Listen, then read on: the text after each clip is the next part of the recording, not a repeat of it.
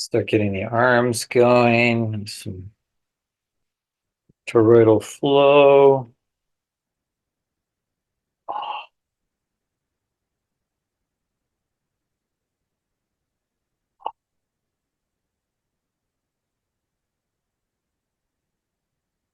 really moving your awareness to that level of the ka, flow of energy that flows around your body, flows through your body. Tune into that quality of water, the way water would move. Oh,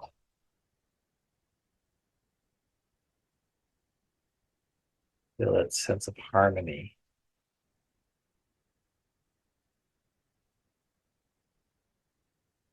And switch directions.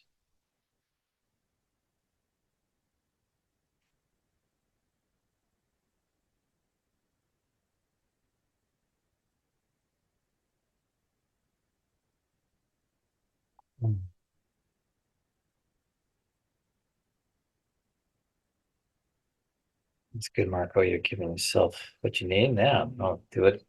Do whatever you feel called to do. If there's a particular direction that you want to flow, because it really is infinite. Oh,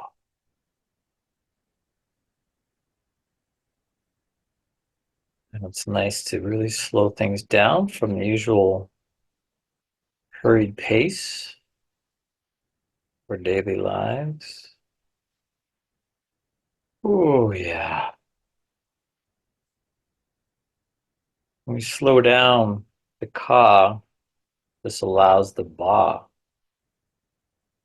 the astral body, to align with astral forces, which are the planetary forces, which are also not in a hurry.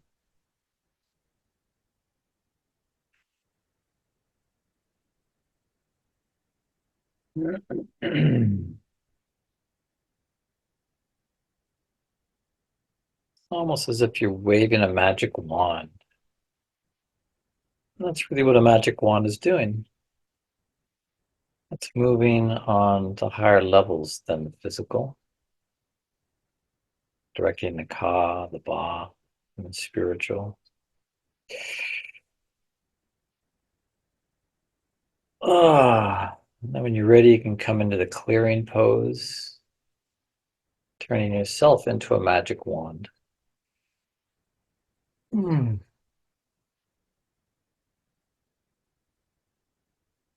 Be with that for some moments.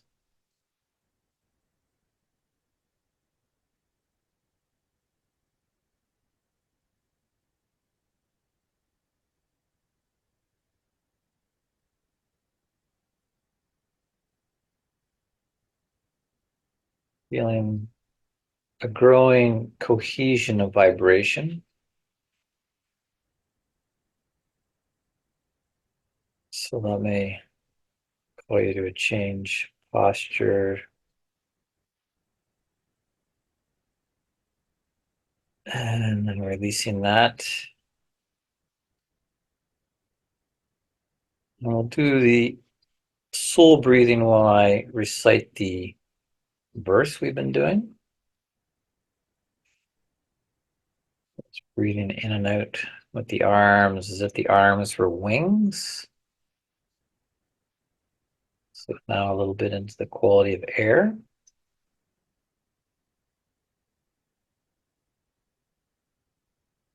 The outer sphere of my aura condenses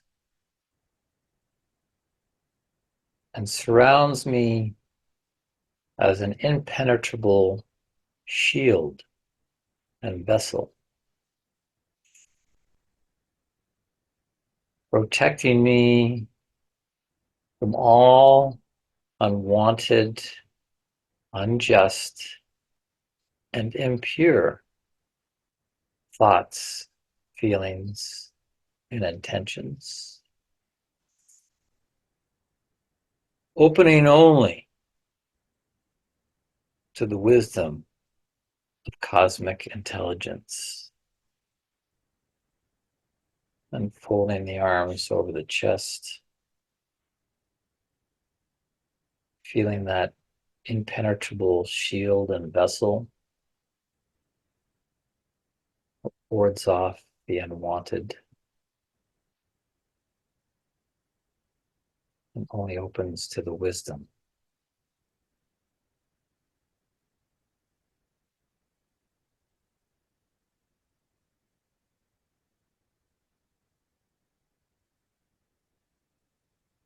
And now we're going to move into the eurythmy gestures, recapitulating the ones we've learned so far: the moon, Mercury, Venus, and Sun. I'm just going to work with those four for this week. I won't add another one yet because we're really in the zone of the Sun in this middle passage. Starting with the moon, it's a process to get to the moon pose. So lifting the arms up, engaging them, slowly bringing them to cross the wrists for the belly. When you arrive, staying engaged really is something that engages your whole body. That's great, Marco. This time and you're in your legs as well. It's a full body thing, this eurythmy, because it's not just physical, it's the higher rungs as well. Release that. Relax, preparing to do the process again. Engaging, building quality of the moon, which is really quite still. You hardly ever see the moon moving. See it in its different quarters, holding that stillness.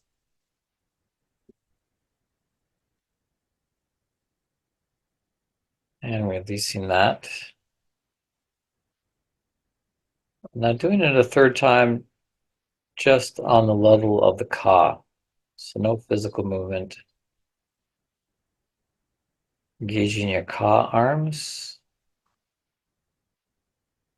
Feeling it, visualizing it,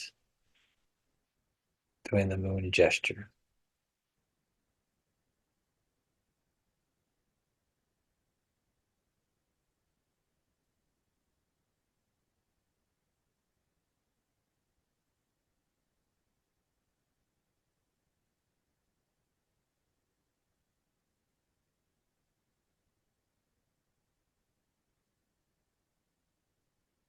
Holding it when you're arrived.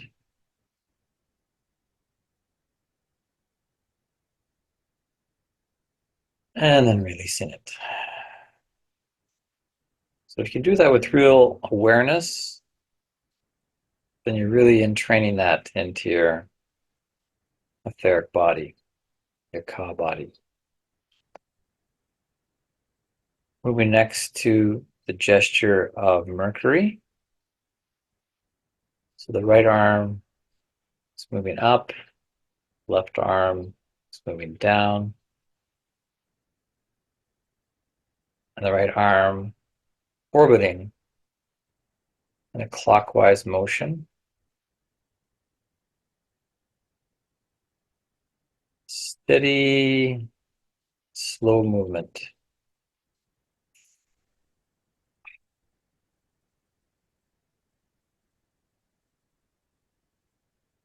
So the inner quality of the planet Mercury.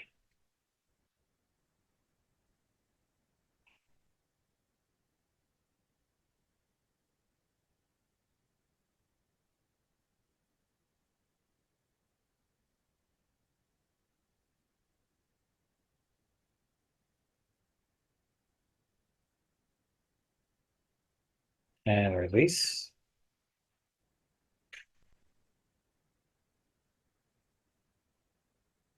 Feeling the difference when you release it. And preparing again to engage with Mercury. Starting now, bringing the arms gradually into position,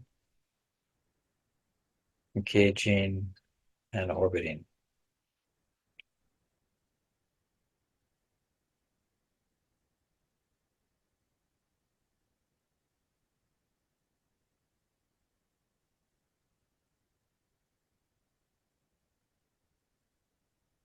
If you're feeling things heat up, that's good, because the Ka body is the body vibration. And as you turn on the vibration, you'll feel more warmth.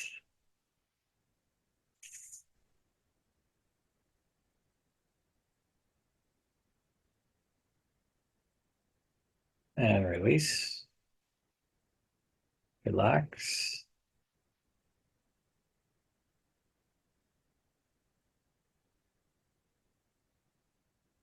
And preparing for one more time, strictly on the level of the Ka. So engaging Ka arms, move into the position of Mercury, and flow with Mercury.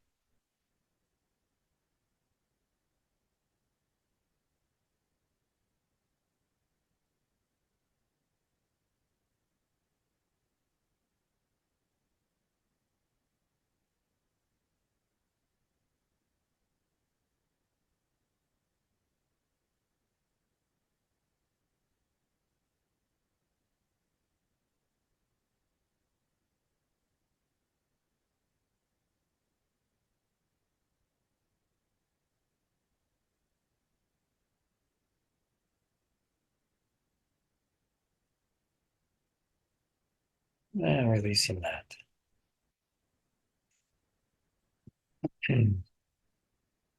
Hopefully you're feeling the ability to engage that on the higher level. Really establish that quality of that planet within yourself, which it's already there. We just really need to awaken to it. Moving on to the planet Venus. Engaging with the gesture of Venus. The right hand forward, this gesture of offering.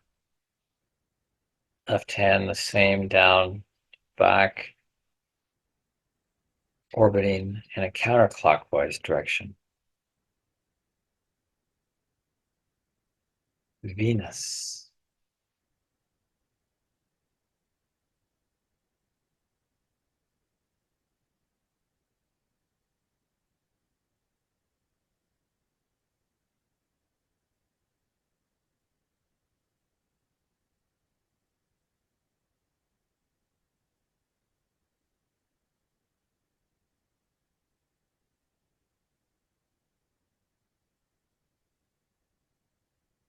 And releasing that. Just being with the different quality of the inner quality of Venus.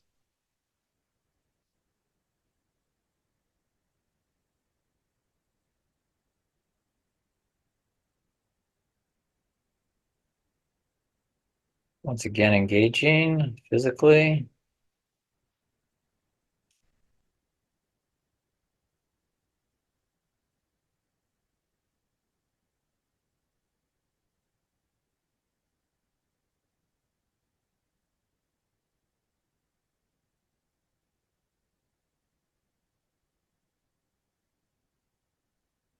This Venus quality of the planet of love.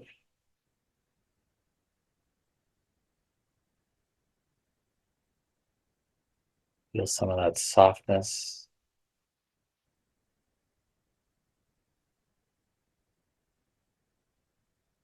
And releasing that. And then going into the Ka flow of Venus.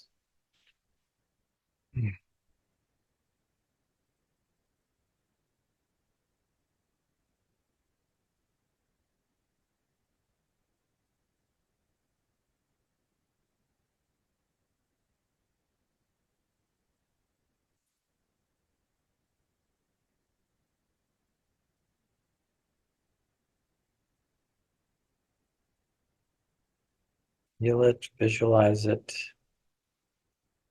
will it.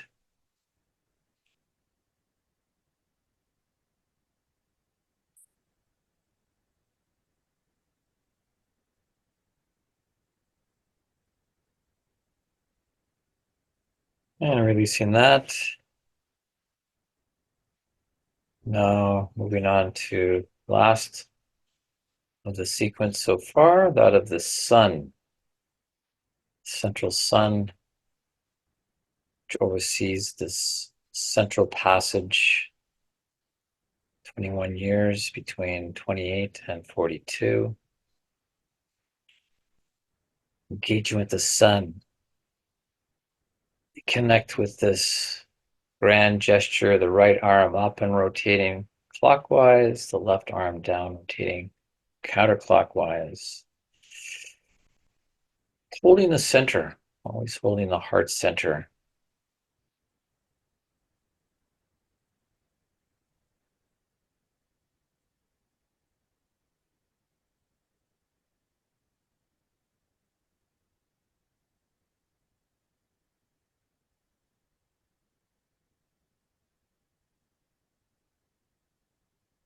And releasing that. Relaxing. Being with it.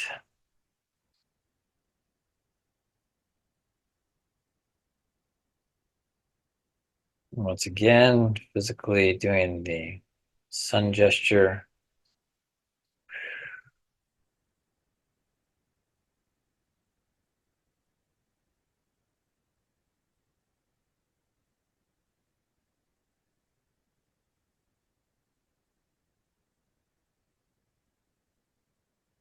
Slow, but it's powerful.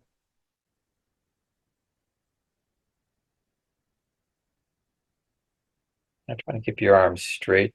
Maybe that left one a little bit lower down to the earth.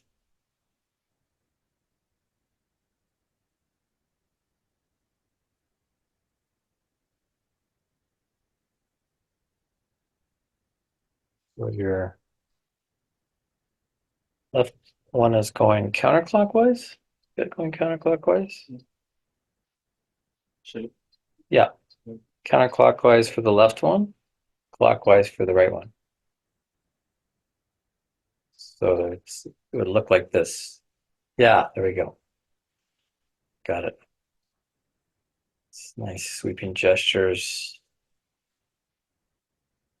And release that.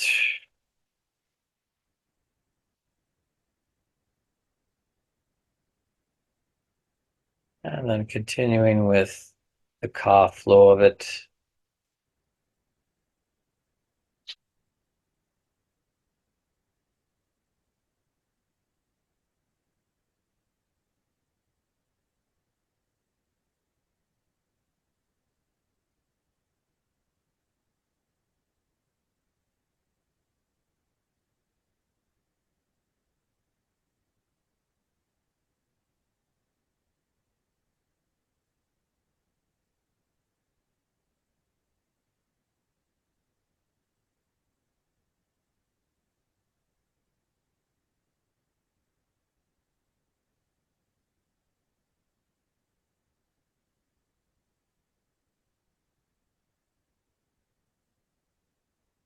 And then when you're ready, take a seated position, meditative posture,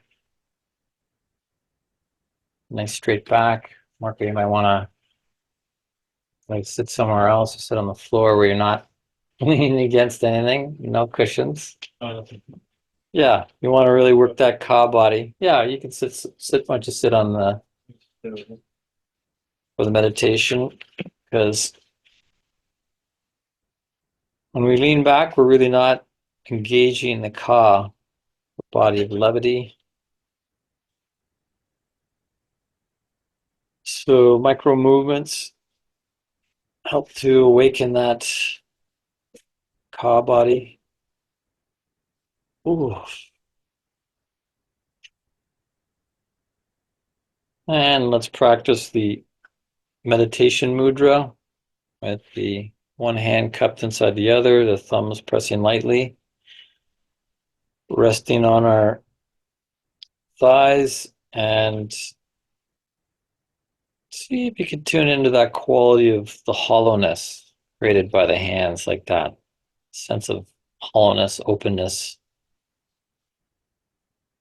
the void that invites the all.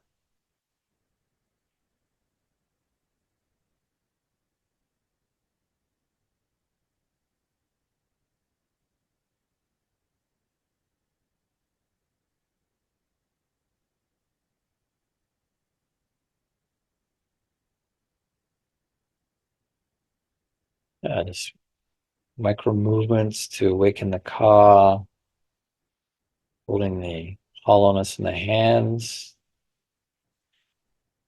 Inner smile in the heart, allowing that inner smile to radiate out from the heart, filling your whole being with levity, lightness, joy.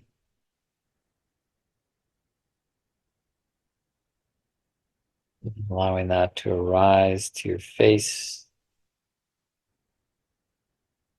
allowing your face to experience some of that warmth and lightness.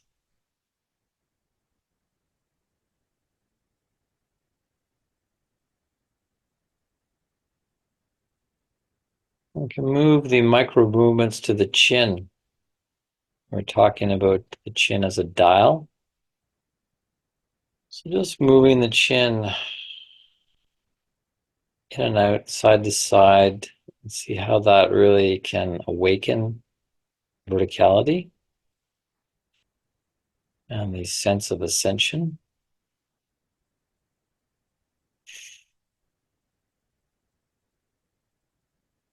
Tucking the chin in a little bit to get the back of the head in alignment with the neck, shoulders, and back.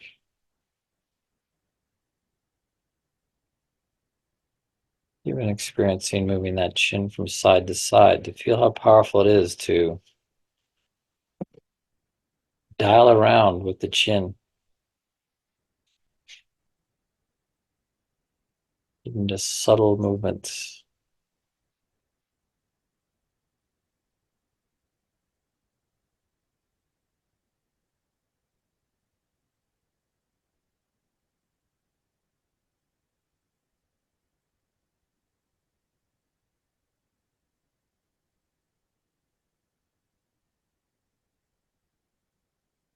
And to add to that, closing the teeth. So having the upper teeth resting firmly, but not tightly against the lower teeth.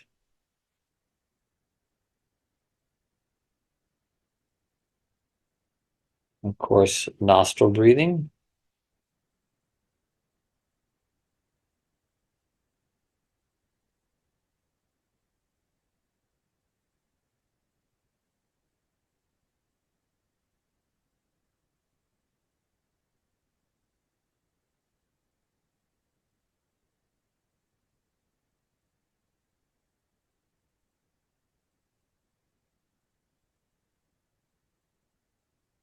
And just becoming aware of how energy is building in the head with the closed mouth, closed teeth.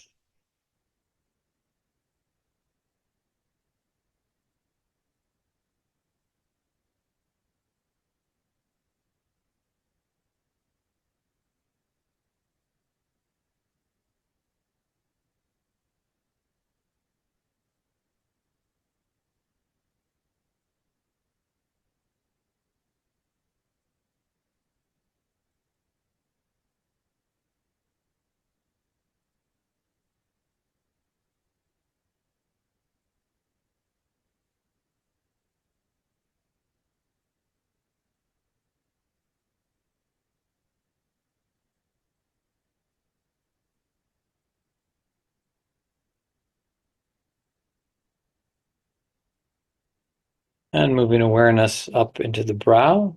So quite firmly in the middle of the forehead, between the eyebrows. Just find that spot. Feels like a connection to the brow chakra. Continuing with teeth closed, nostril breathing, awareness in the forehead.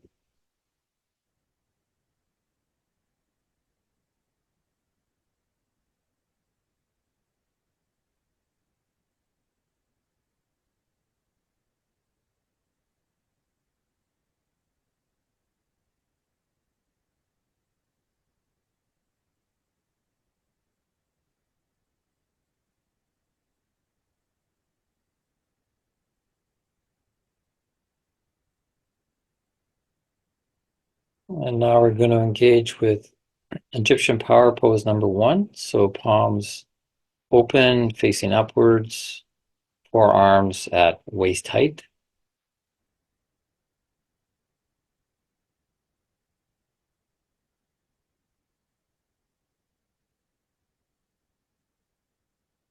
Power pose of the magnetic receptive.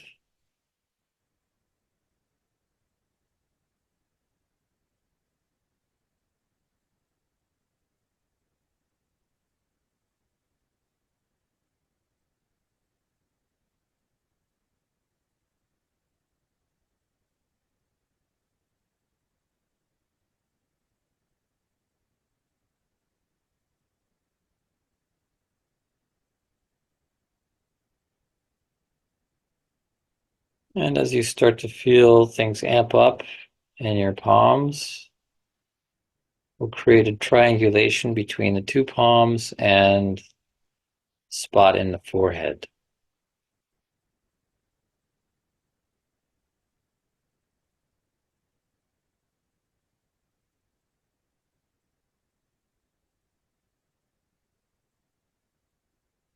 Just feeling into the power of the three-way.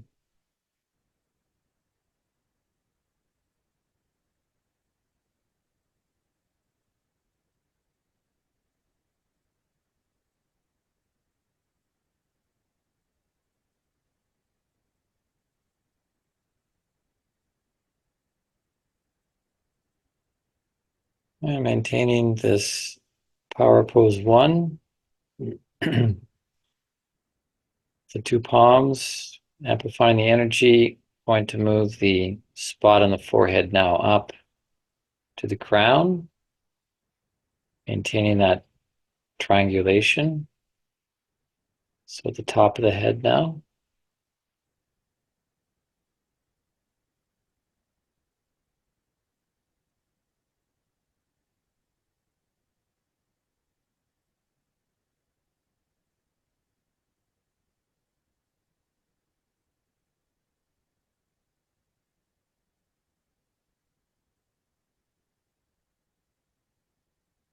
And then allowing the point at the top of the head to continue to move upwards above the head.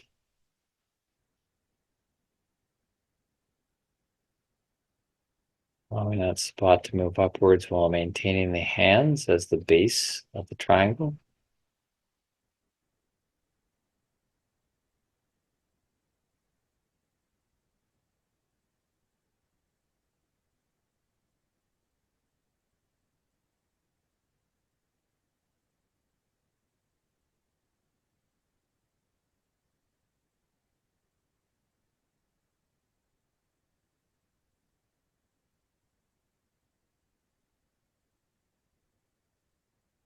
Just letting that point go as high as it wants above the head.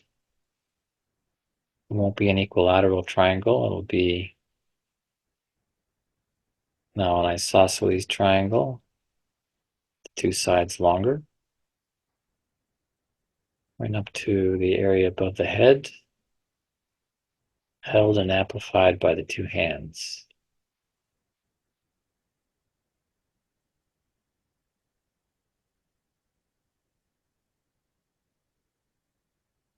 Continuing with nostril breathing and the teeth closed.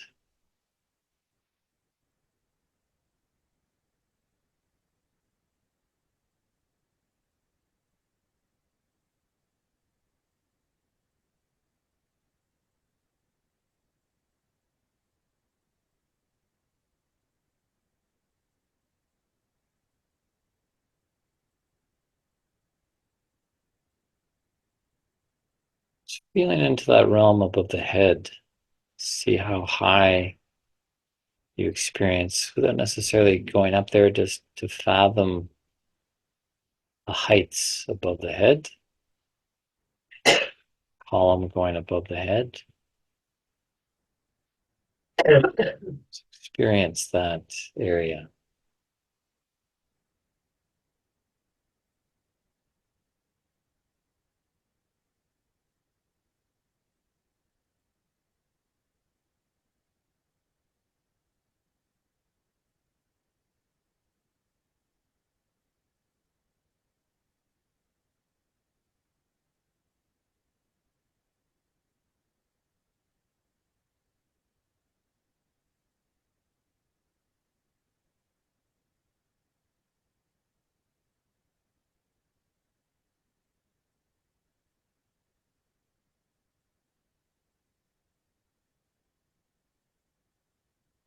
And now we're going to rotate the forearms and move into Egyptian power pose number 2.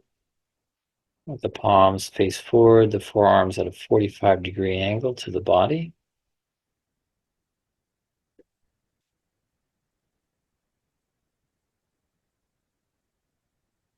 Feel the shift in the quality of energy. And we're going to start to release that point above the head now, letting it slowly flow back down through the crown,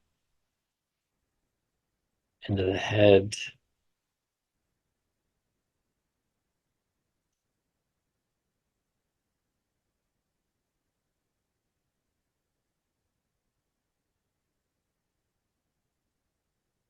Down through the neck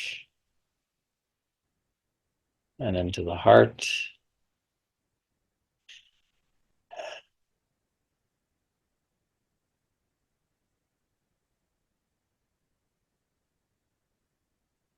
Allowing it to slide down now into the belly.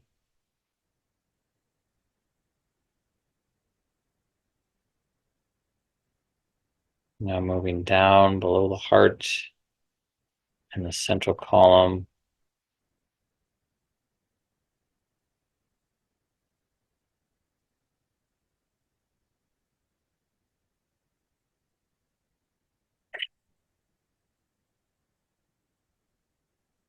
Down to the sacral.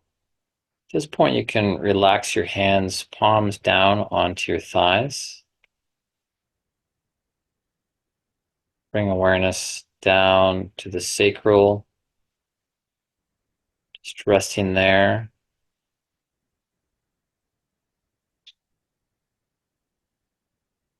And we're going to create triangulation between the two hips and the sacral.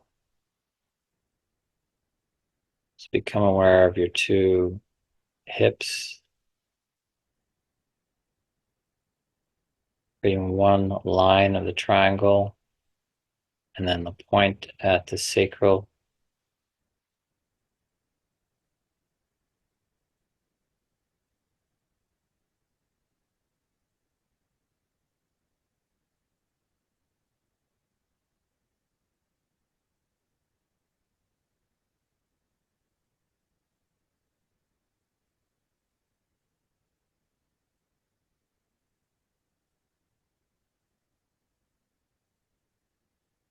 Continuing to a gentle nostril breathing, teeth closed, hands relaxed, palm down.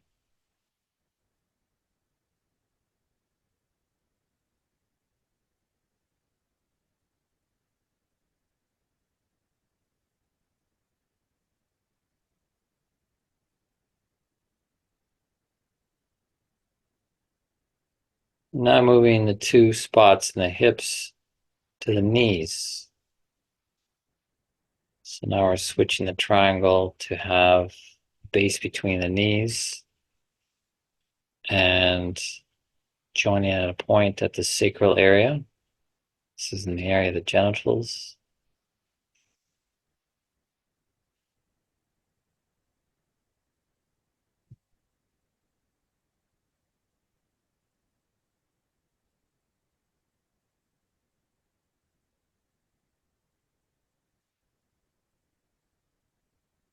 Just feeling how this triangulation helps to amplify this area here in the sacral, which is like the starter motor of our chakra system. In Tantra, working with the sacrals, way to ignite the other chakras. And we're using the secondary chakras of the hips and the knees.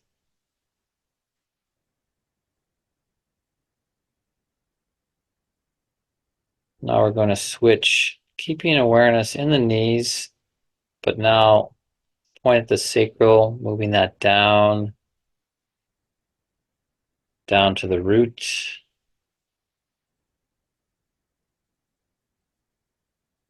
And then down outside of the body, below the root.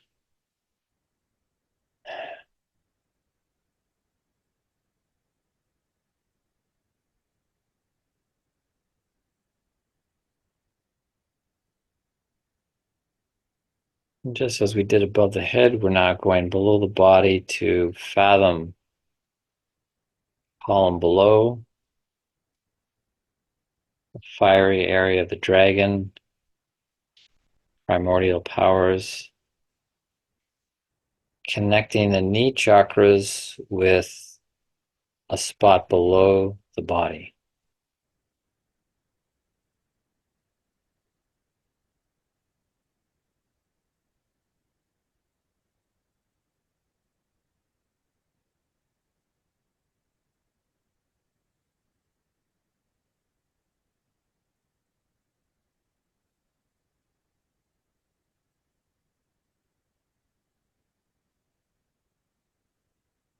Just feel that sense of awakening of these powers below, column below, that's a part of you in the energetic realm beyond the physical.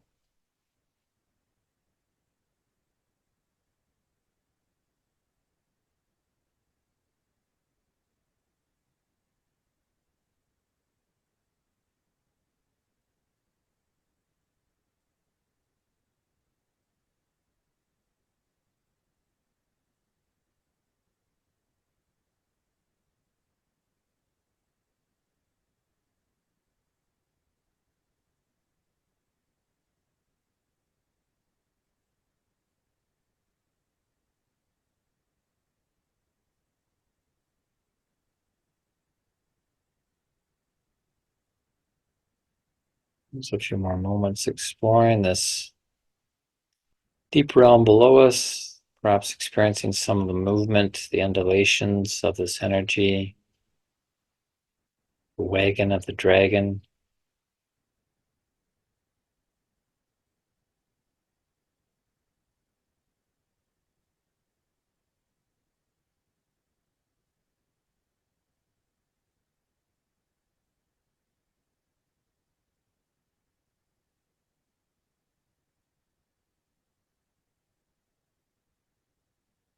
And now slowly bringing the awareness back up while still feeling connected to the lower part of your column, still connected to your knees. Bring that central point up, come up to the root, the perineum.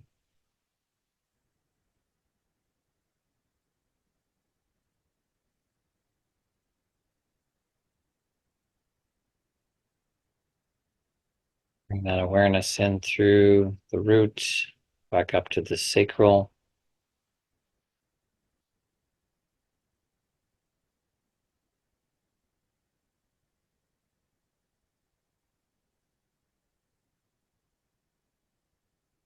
Back up to the solar plexus.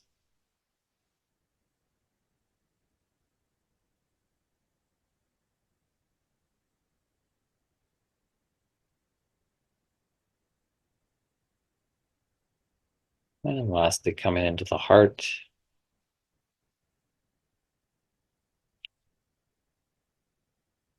In gratitude for having explore different metaphysical terrain, but able to come back to the heart.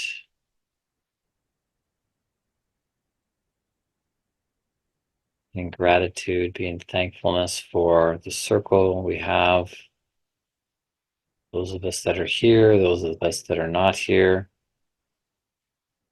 and also those that are here but not here. Thank you, thank you. And then crossing the wrists over the chest, bringing awareness fully back to yourself, into your physical body. Feeling grounded on the earth.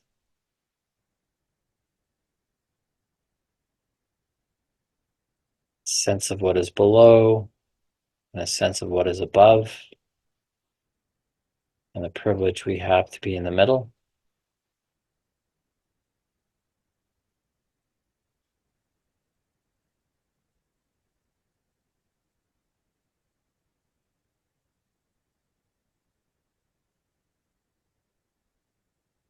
And then bringing the palms together,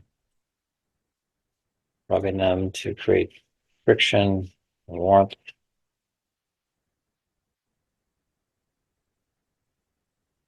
Nice and warm. You can cup them over your eyes to prepare the eyes to open.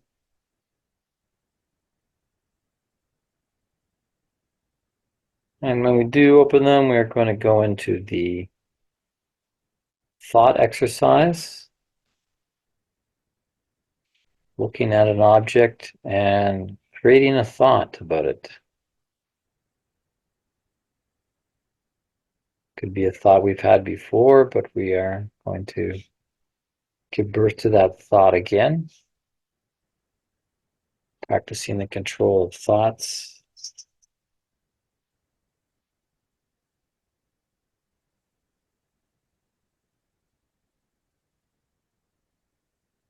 And the object here.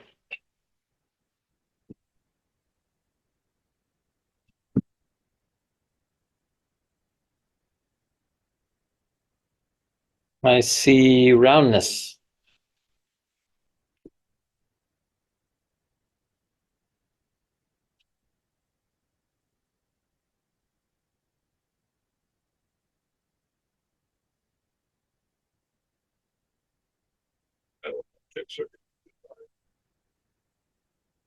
And strip of maybe leather.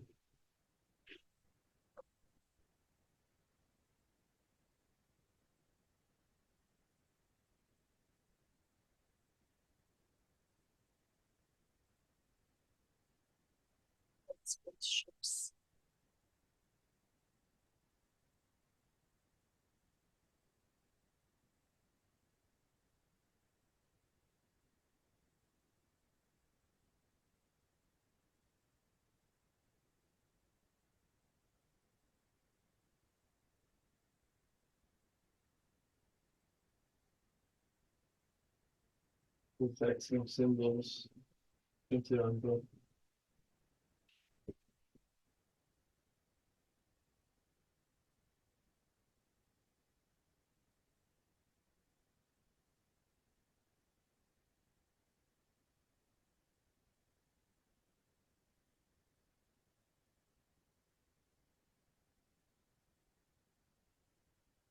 Strip between them, it twists round.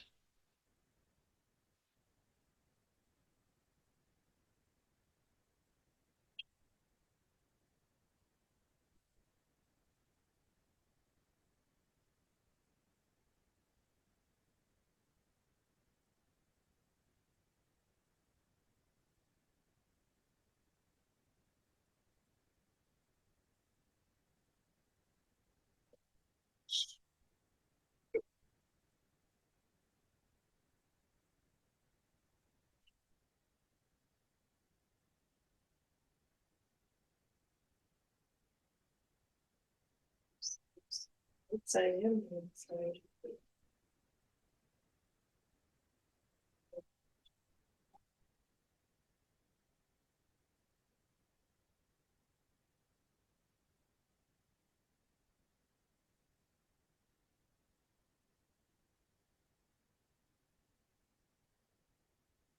It slipped out of my hand.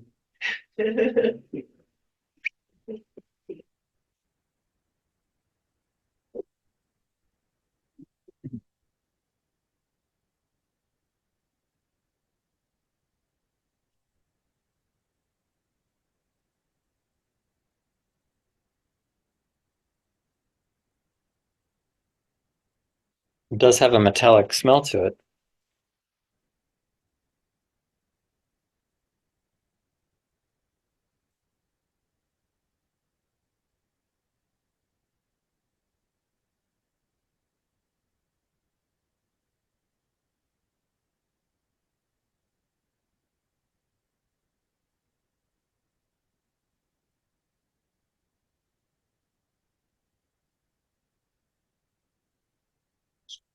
Barely.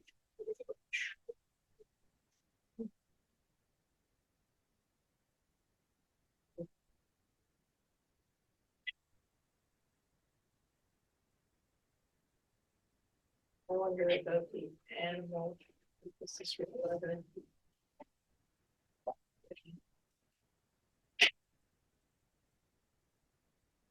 Sure.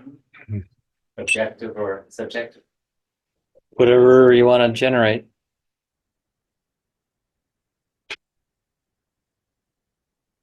China.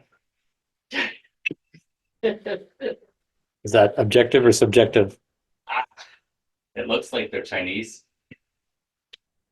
But okay, I would say, I don't know if they're from China, then I guess it would be objective.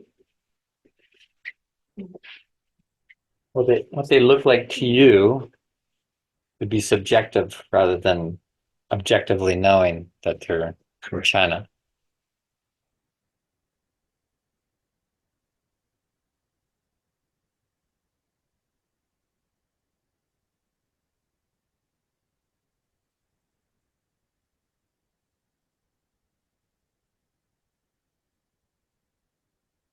This is really sharp.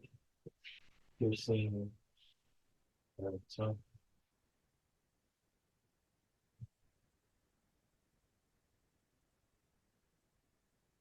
I'm surprised it took so long for someone to make an observation about the sound.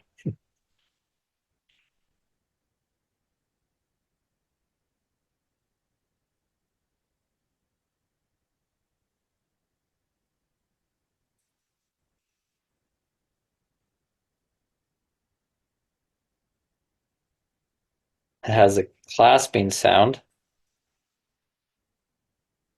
and an after ring.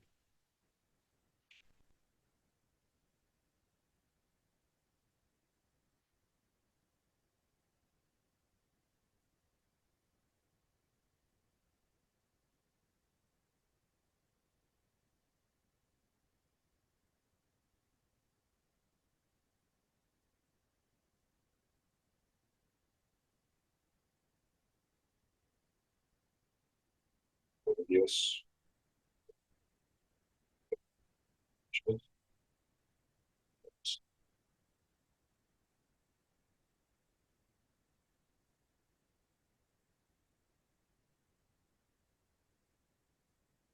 Tied by knots. It's not.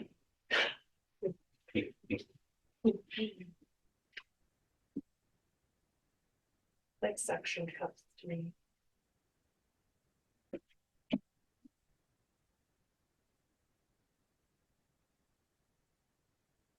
the leather string or ribbon, currently naturally making a very interesting wavy form. That's beautiful. Okay. Mm. Mm.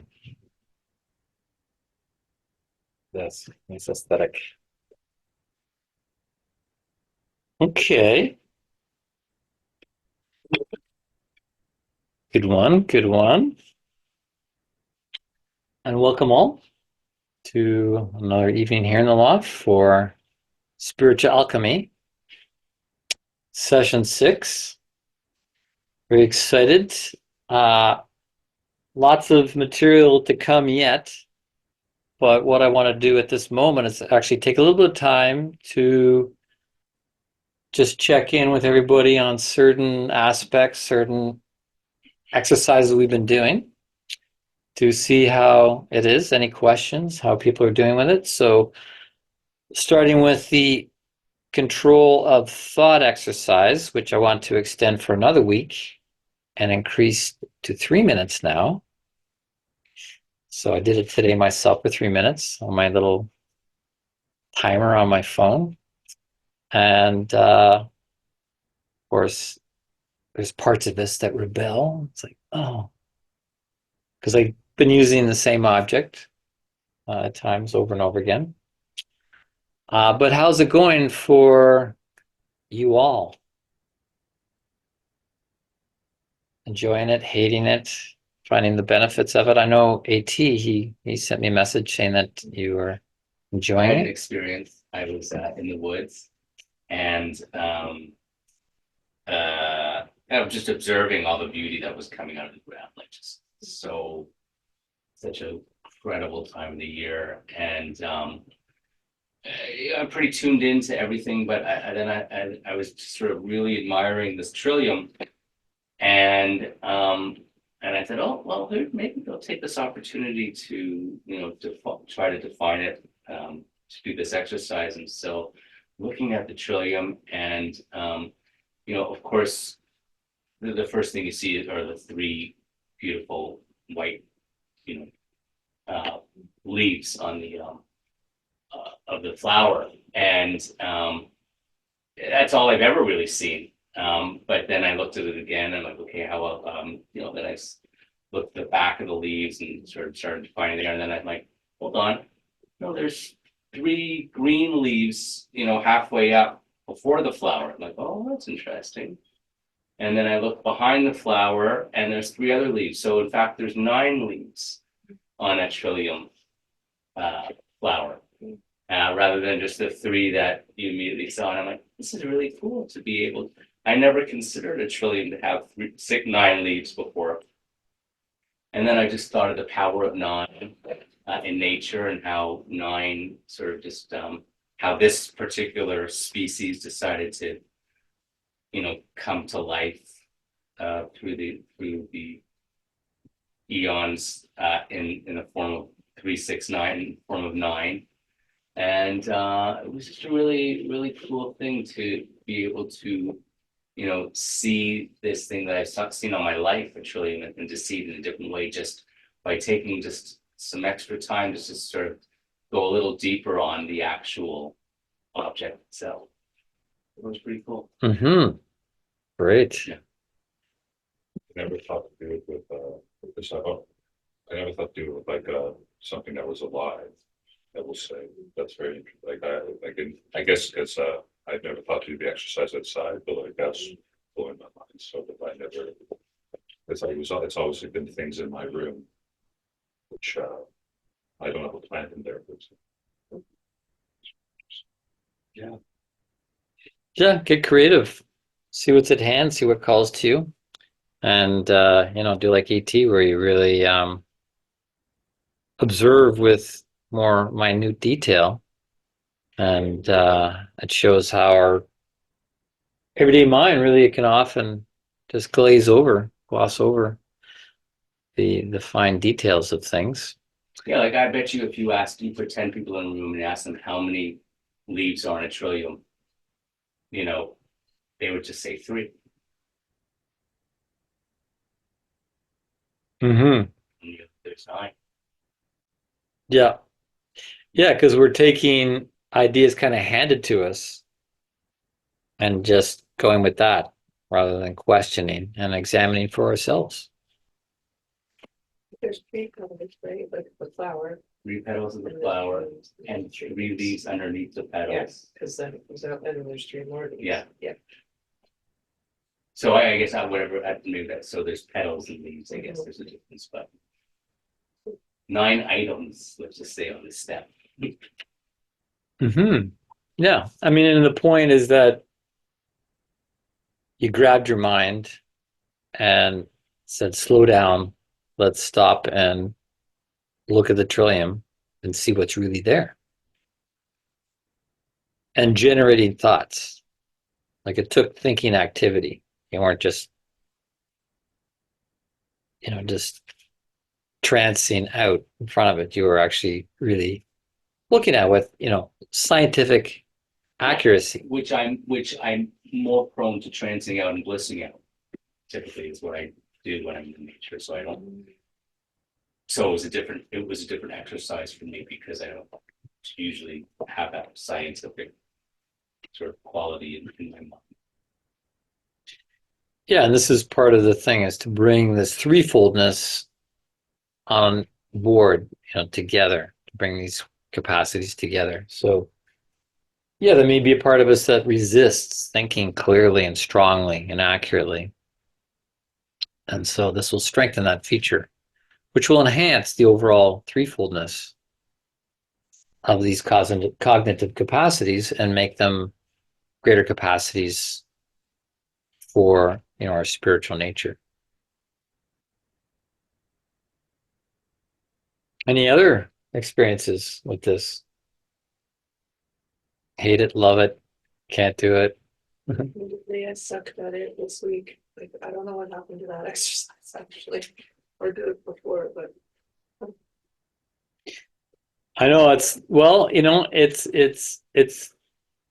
we're so engaged with the novelty of things.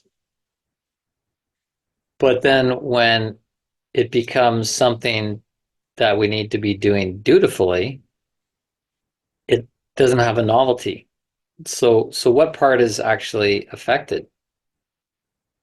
Well, the feelings, the excitement in the feeling realm is not there to try it, this novel thing. And then the will is less engaged or not engaged at all. So that's part of the point of it, is to take control and mastery of ourselves, to say, I'm committed to do this exercise every day, come hell or high water, whether I like it or not. Like, there's times when I've resisted the workshop and say, well, this, I don't know how, I'm just so distracted this week. But I did a lot of my own biography, like a long ago. Okay. I'm excited to hear about that. Yeah. But I do want to do this one more week, Do it. just because it means you have to push yourself. And that's exactly it. You have to push yourself. I can't push you. Nobody else can push you. We have to learn to push ourselves. Otherwise, are we really in control of our lives? Are you just doing things because you want to do it and you're not doing things that you don't want to do? You're really kind of a victim of your own unrefined inner life. And see how far that gets you. Just doing what you want when you want and not doing what you don't want. You can feel good, but we're not here necessarily just to feel good. We're here. Right, sometimes. Pardon me? I've heard in lots of places that we are to do what makes us feel really good. Do that enough. Well, I'm not saying you shouldn't do things that make you feel good. I'm saying, we need to learn to tell our feeling realm that we're the master, it's not the master. And our thinking realm, that we're the master, it's not the master. And our will, that we are the master of our will, and the will is not the master of us. Mhm. Otherwise, it's inverted, and these things are running the show. But these are soul capacities, and the part that really should be running the show is the spirit, our I am ego. But if an ego is immature, it's just going to let these other things really dictate what it does, rather than it being mature and dictating. It's like, so, okay, maybe this is a good place to unpack this thing that I was going to do this term called the 4Ds of getting something done. Did you learn this before? No, you guys haven't heard this before? Okay. The 4Ds. Simple, but not easy. What leads the normal person to do something in their soul? Desire. Exactly. Desire. Desire is that driving force. And the desire is in the soul, in that astral body. And desire, desideri, means of the stars. So our astral body, our soul, which is not our spiritual nature, it's not our I am spirit nature that is eternal. The soul is this part that we experience differently at different times. It's our personality. It has this desire that drives it. Same as an animal. Animals have an astral body, they have a soul. And animals are definitely driven by desire. You can see a goat. I used to hang out with goats at a friend's goat farm. And they go here because they want to nibble. It looks nice and green, so they desire that. And something scares them and they're frightened. And so their sense of desire and instinct sends them off here. And yeah, we're like goats. We just kind of move based on what we like and what we don't like. Who's in control? You know, other people can put their desires in you. Maybe your parents raised you to desire sailing or golfing. You know, my father put in me a desire to golf. And I've golfed thousands of times because that's what I did with my father. When he died, that was it. I didn't desire to golf anymore. I've not golfed since he passed away. Because I realized I don't really desire to golf anymore. That was something that he did. He put that in me. I desire to do other things. I found the desire within me. So, anyways, the point with these 4Ds, the 4Ds of getting something done, instead of letting desire being the leading D,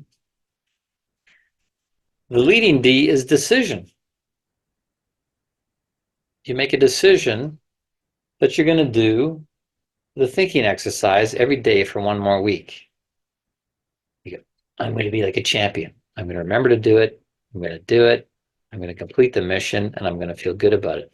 So you make the decision and then desire will come. You'll notice how your astral body, your soul, this instinctual nature will actually receive that command. You send it into your subconscious that I'm deciding to do this, and it will find a way to do it.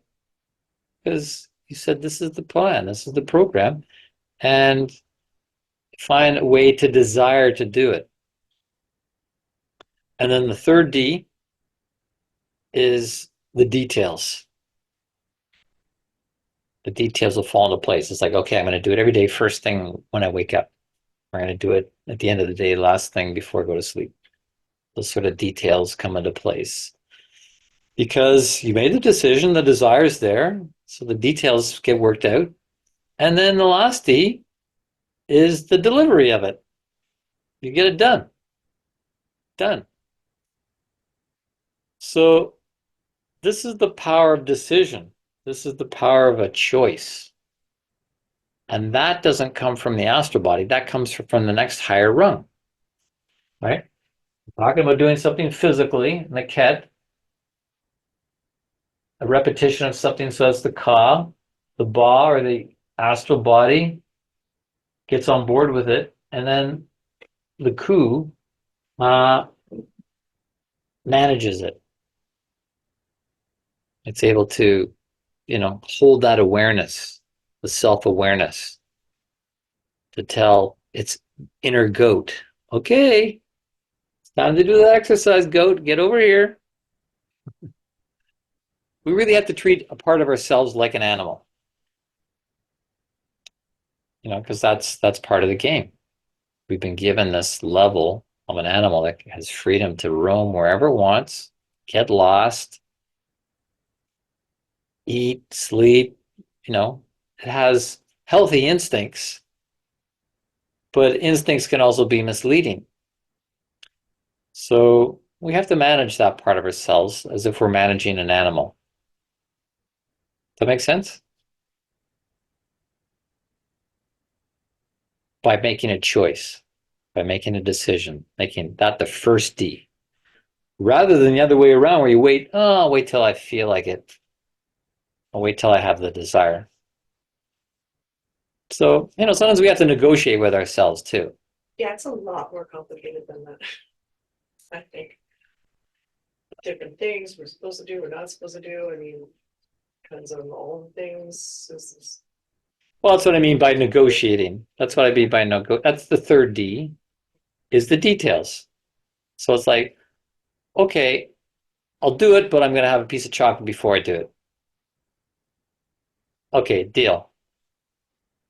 And then you manage yourself, you master yourself, and ultimately you're going to be happier, more successful, and more a manifester when you develop this sort of control over your emotions and your thoughts and your will.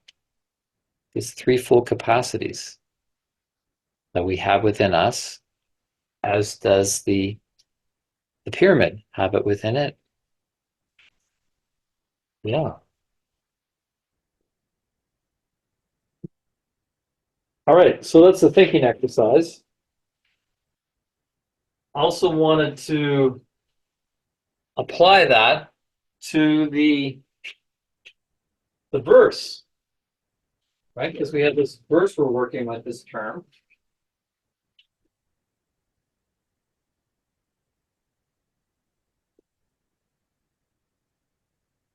It's like an incantation. And we're going to get into talking about magic going forward this term. And there's magic in speaking words, but not mindlessly, right? We don't want to do it mindlessly. What is it to do it mindfully? Well, again, the threefoldness. Do we think about the words? The outer sphere of my aura condenses, surrounds me as an impenetrable shield and vessel. Do we think about what that means? Or are we just kind of repeating them mindlessly? We want to repeat them, understanding what we're saying in our thinking.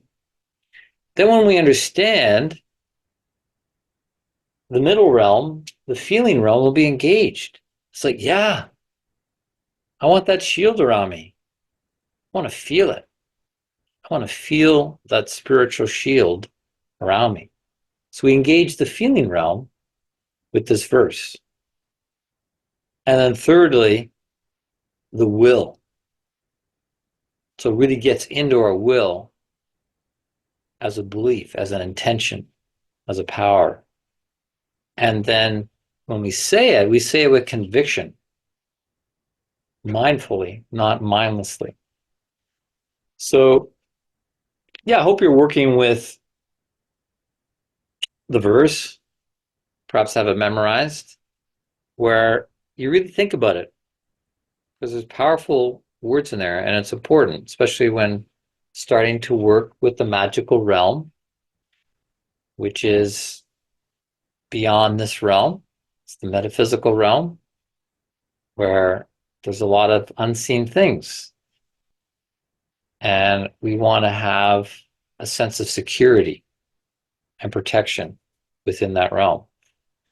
So to think about those words, feel into them with some feeling, and to be able to really have that in our will, to speak it with will, to think it with will, to feel it with will. Otherwise, it's just vapor. It's just a waste of time and energy. And we really don't want to do things that are not engaging of our threefoldness, because it's actually training ourselves in a negative way, to do things half-heartedly with half a will and not really knowing what we're doing. This is not training ourselves in a good way. Yeah.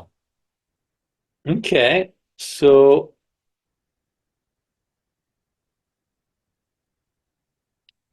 yeah, we're looking at this, we're spending a little time looking at our threefoldness. I want to talk about the practices we've been doing in the opening set. Uh, we've been focusing quite a bit on the head with these practices. So, for example, the chin, right? Have you felt how that really, oh, see, when I do that, I can really strengthen my alignment. There's a lot of power in the chin when you change the angle, because we have the central thread that runs through us, which is often very crimped. That's why, didn't want Sparko to get two cushions and lean back. I got two cushions to hold me up now. I know you're tired and you work long days and stuff like that. No, I had an overnight job last night. Ah, Started at 8 p.m. and then I went straight to another job. Oh my, So I haven't slept in like 2 days. oh my God. Yeah, but Yeah. I've wanted to come. That's, no, I agree. I'm glad you're here. I appreciate that. I'm not picking on you. I know. I just noticed myself falling asleep. It's all right. I did something out there, but I'm sorry about that. It's fine. I fall asleep. It's like I know you're doing your best, so that's great. You put will Yeah, to come here, even though you haven't slept since yesterday. yeah. That's will. That's commitment and conviction, and I appreciate that. And like that brings something to the circle. yeah, When people show up and they overcome themselves in a way, overcoming. I'm sure there was things in your inner life that was going, I just want to go home and lay back and Yeah. that. But that was on my way here. I was easily just gonna go home and go straight to sleep, and then there was like a surge of will to come. Good. Rather than just avoid it, rather than like not come. And yeah, definitely I came pretty close, but yeah, definitely. Good. Well, there's an exercise right now in strengthening these threefold capacities. And yeah, we're trying to work with the head this term. So like the chin and the nostril breathing. So awareness in the nose, and also to close the teeth. I don't know if anybody's experiencing some benefit from these different things. We were also doing the Om yogic breath, holding the mouth in this round quality and oming with the mouth closed, creating resonance in the head to really wake up the head. And the other thing we were doing a couple of times is holding this roundness in the mouth and a sense of holding the heart in the mouth, making a linkage between the power and shape of the mouth and this heart. So, because the heart needs to be held, the heart is vulnerable, even though it's here in the middle, but it needs to be held, and it can be affected by sound, vibration. So to and have a sense of the energetic heart there. Did you experience something with that? Cool. Because the head is really quite an amazing thing. Maybe I can just get you back a little bit.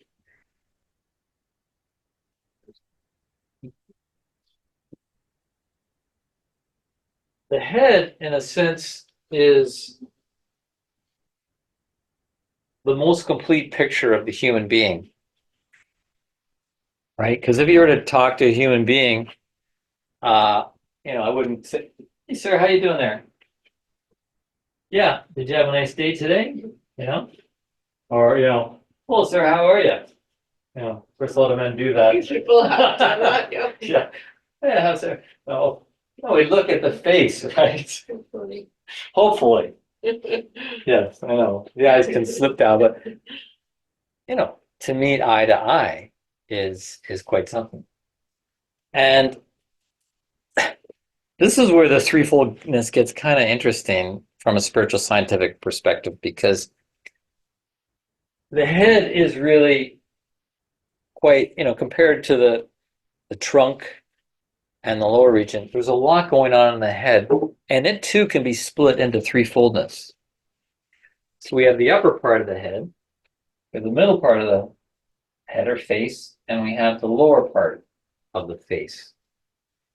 And just with our body, the same thing, we have the upper part is related to thinking. Thinking and the brain, right?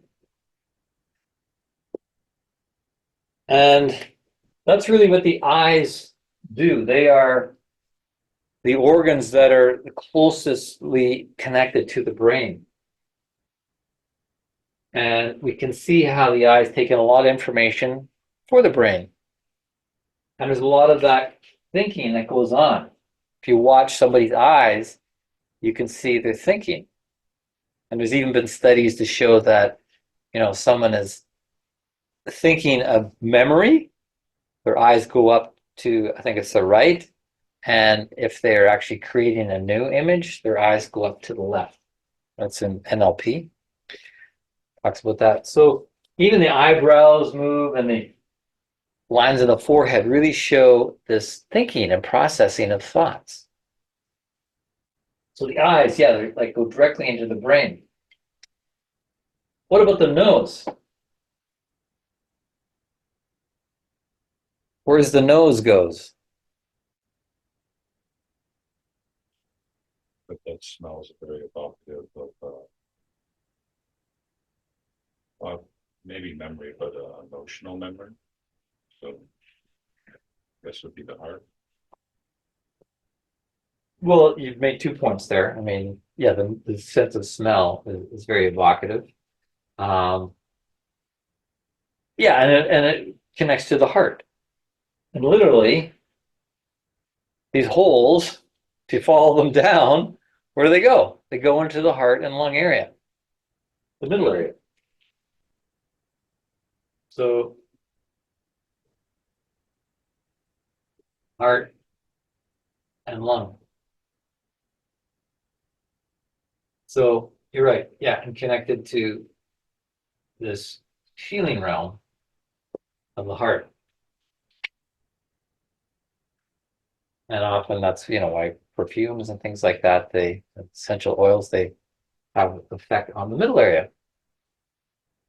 So, yeah, the nose was down to the heart lung.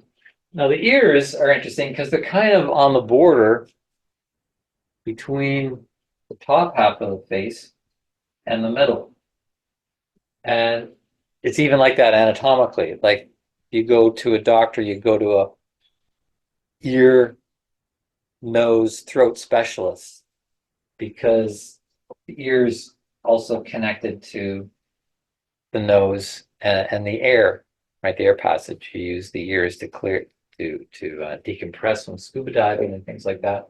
But they're also connected to the thinking. They are very much connected. Listening, gets a lot of information to the brain. So the ears kind of sit on that threshold. And then, what do we have left down here?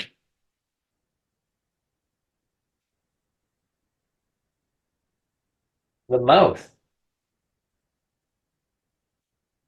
Where's the mouth go?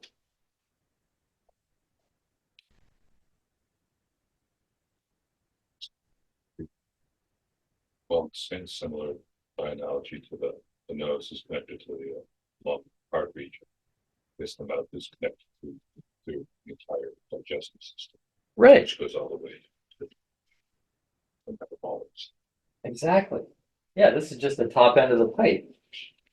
It leads down to the, uh, yeah, the metabolic.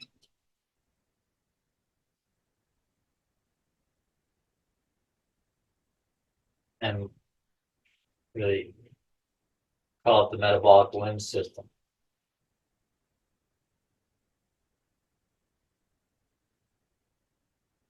And the will. The will activity is taking place down here in the metabolic limb and reproductive system. There's not so much will going on in thinking. There's not so much will going on in the heart and lung. The will is taking place in the lower pole and also in the lower pole of the face. Because we have metabolic activity taking place in the mouth.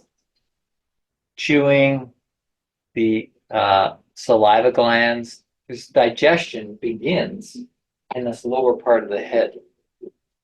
There's metabolic activity happening already here. Tongue, the mouth, the teeth. And is there a limb there? Tongue. The tongue is like a limb for sure.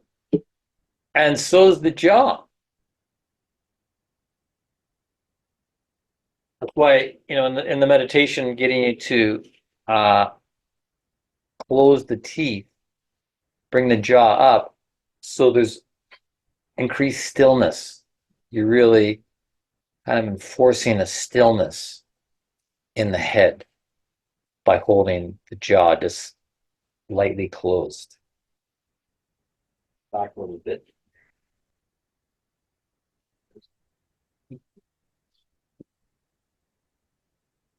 The head, in a sense, is the most complete picture of the human being.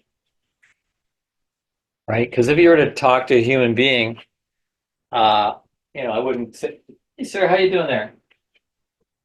Yeah, did you have a nice day today? Or, well, sir, how are you? First a lot of men do that. People have done that, yeah. Yeah. Yeah, how's it? No, we look at the face, right? Funny. Hopefully. Yes, I know. The eyes can slip down, but to meet eye to eye is quite something. And this is where the threefoldness gets kind of interesting from a spiritual scientific perspective, because the head is really quite, compared to the trunk and the lower region, there's a lot going on in the head, and it too can be split into threefoldness. So we have the upper part of the head, we have the middle part of the head or face, and we have the lower part of the face. And just with our body, the same thing, we have the upper part is related to thinking. Thinking and the brain, right? And that's really what the eyes do. They are the organs that are the closestly connected to the brain. And we can see how the eyes take in a lot of information for the brain. And there's a lot of that thinking that goes on. If you watch somebody's eyes, you can see their thinking. And there's even been studies to show that, someone is thinking of memory, their eyes go up to, I think it's the right. And if they're actually creating a new image, their eyes go up to the left. That's in NLP. Talks about that. So even the eyebrows move and the lines in the forehead really show this thinking and processing of thoughts. So the eyes, yeah, they like go directly into the brain. What about the nose? Where's the nose goes? But that smells very evocative of maybe memory, but emotional memory. So this would be the heart. Well, you've made 2 points there. I mean, yeah, the sense of smell is very evocative. Um, yeah, and it connects to the heart. And literally, these holes, if you follow them down, where do they go? They go into the heart and lung area, the middle area. So, heart and lung. So you're right. Yeah, and connected to this feeling realm of the heart. And often that's, why perfumes and things like that, essential oils, they have effect on the middle area. So yeah, the nose was down to the heart lung. Now the ears are interesting because they're kind of on the border between the top half of the face and the middle. And it's even like that anatomically. Like you go to a doctor, you go to a ear, nose, throat specialist because the ears also connected to the nose and the air, right? The air passage. You use the ears to clear to decompress from scuba diving and things like that. But they're also connected to the thinking. They are very much connected. Listening, gets a lot of information to the brain. So the ears kind of sit on that threshold. And then what do we have left down here?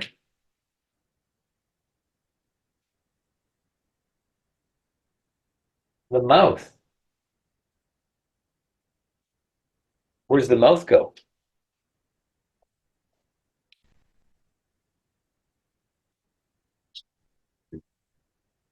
Well, same similar by analogy to the nose is connected to the lung heart region. This the mouth is connected to the entire digestive system, Right. which goes all the way to the metabolics. Exactly. Yeah, this is just the top end of the pipe. It leads down to the the metabolic.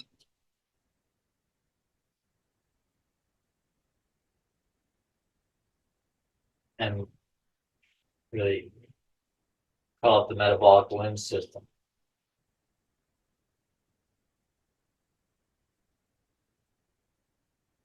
And the will. The will activity is taking place down here in the metabolic limb and reproductive system. There's not so much will going on in thinking. There's not so much will going on in the heart and lung.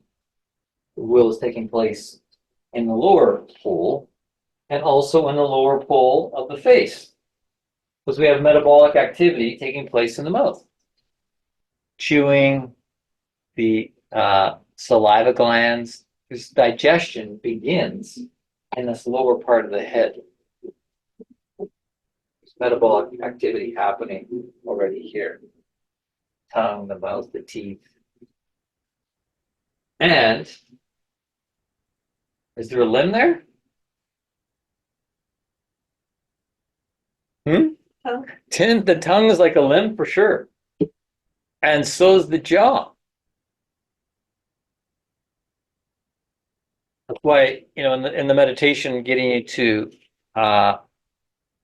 close the teeth, bring the jaw up, so there's increased stillness. You're really kind of enforcing a stillness in the head by holding the jaw just lightly closed. Otherwise, the tongue is moving, the jaw is moving, and that's going to create brain activity. And we're really trying to still the brain. So maybe you're starting to get the picture here of what I'm doing with some of the practices this term to engage our threefoldness in certain ways to, on the physical level, so that we're creating a container for consciousness, getting a greater control on these capacities, thinking, feeling, and willing, to create a container for higher consciousness, for things to descend rather than just things coming in from the sensory realm to disturb our inner life. We need to work with practices that manage and master these parts of ourselves. So isn't that something, the threefoldness in the head? Consider that. Yeah. Eyes is part of the thinking, the nose is part of the heart and lung, and the mouth is part of the metabolic limb system. Now, the same applies to the middle realm and the lower pole. They also can be broken down into threefoldness. So that's part of your home play, is to contemplate these different zones of your anatomy to try and discern where you have thinking, feeling, will happening here and where you have thinking, feeling, will happening in the lower pole. It's not quite as obvious, but take a shot at it. This is really interesting stuff. At least I find it interesting to see how nature has evolved us in ways that reflect this threefoldness that's everywhere, including a pyramid. Pardon me? Just like the show. Yes. Yes. Just like your biography,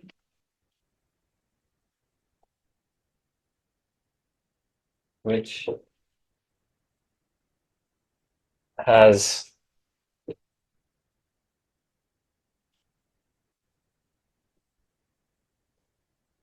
threefoldness.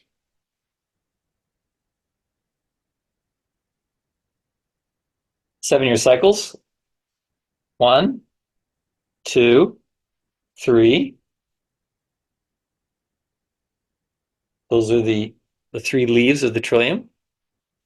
1, 2, 3. Another, the three leaves underneath the petals. And then the bloom, the petals themselves. 1, 2, 3. Making a total of 9. We'll come back to this a little bit later, but The pump exercise. Where does the lower pole begin? Is it the thighs or is it like the reproductive?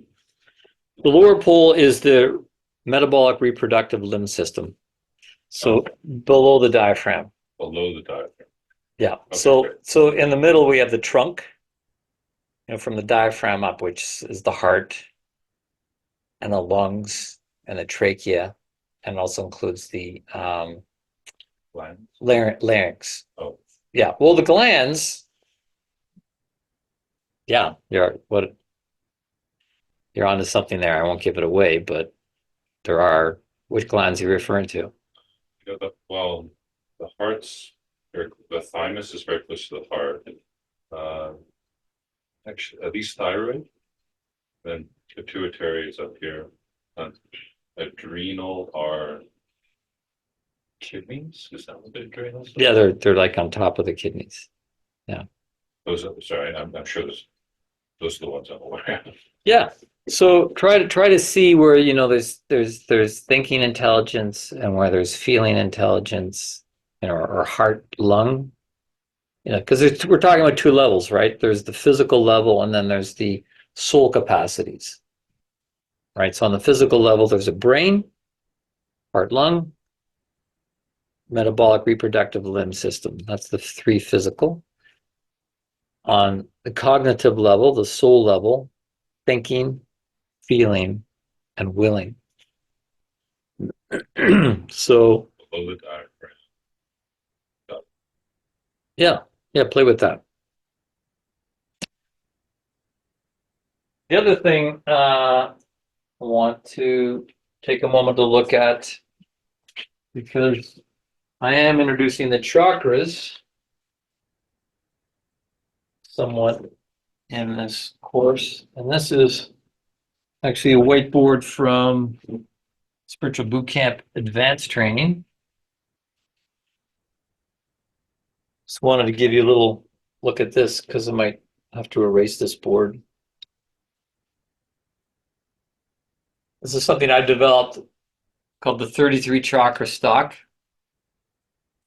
And we've been exploring this terrain, right? We've been looking at the 7 main chakras within the body, right? The root, the sacral, solar plexus, heart, throat,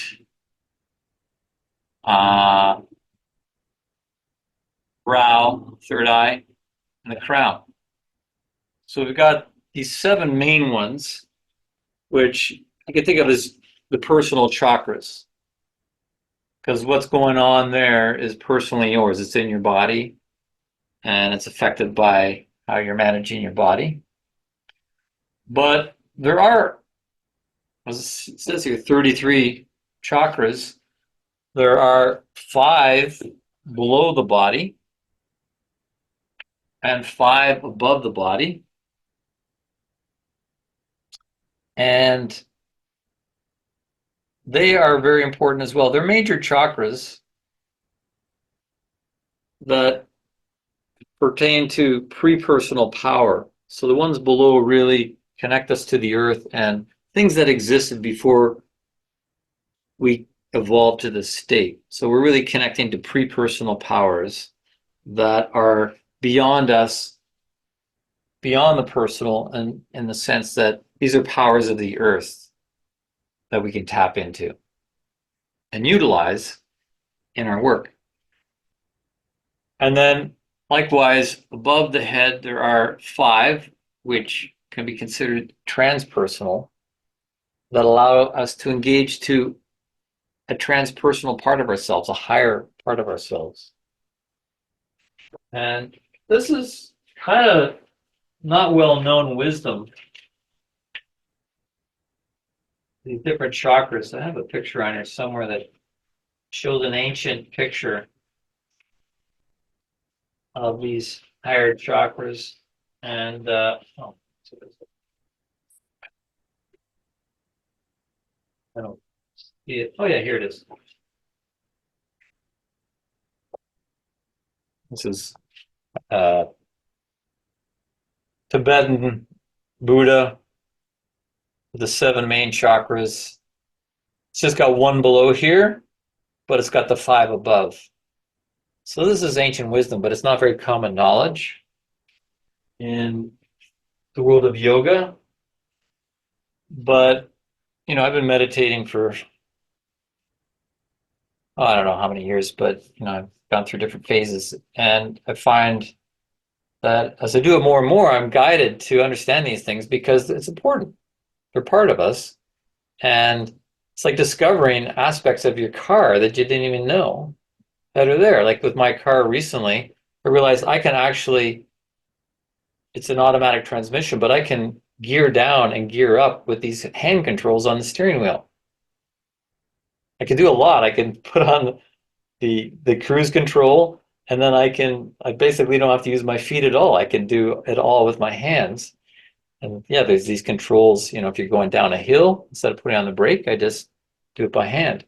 So likewise here, there's parts of us that we can be utilizing that will cultivate our capacities for consciousness. And we're doing that. So part of what we've been doing is this triangulation of chakras. I haven't mentioned these ones yet. I need to cover these. That in the arms, these are the arms, and here's the legs. There are 7 chakras. These are called secondary chakras. So in the hip, between the hip and the knee, it's number 2. The knee is number 3. The calf is number 4. The ankle is number 5. The foot is number 6. And then off the foot off the foot is number 7, because the chakras aren't in the physical body, they're in that aura that is larger than the physical body. So there's one off the hand and there's one off the bottom of the foot. So these are something you can play with and awaken to and awaken them as you put attention on them. And so today, for example, yeah, we got into the Egyptian power pose number 1, amped up the secondary palm chakras, which are actually off the hand. You can feel energy off the hand. And we created triangulation with the brow. And that helps to amp up the third eye chakra. And it's not a one-off thing, you have to do this regularly to really get any traction with it.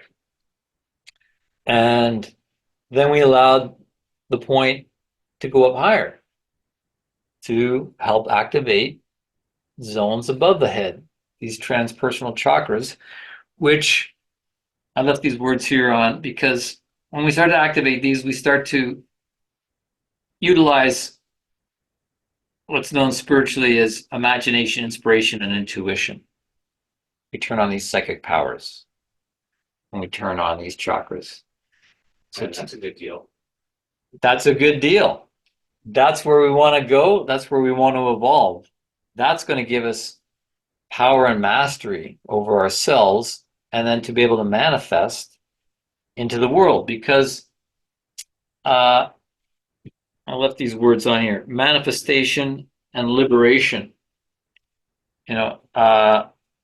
As we tap into things above, we really liberate things of the physical world. There's a sense of liberation from karma, and I mean, it's a big subject, but anyways, liberation in the upward movement, and in the downward movement, manifestation.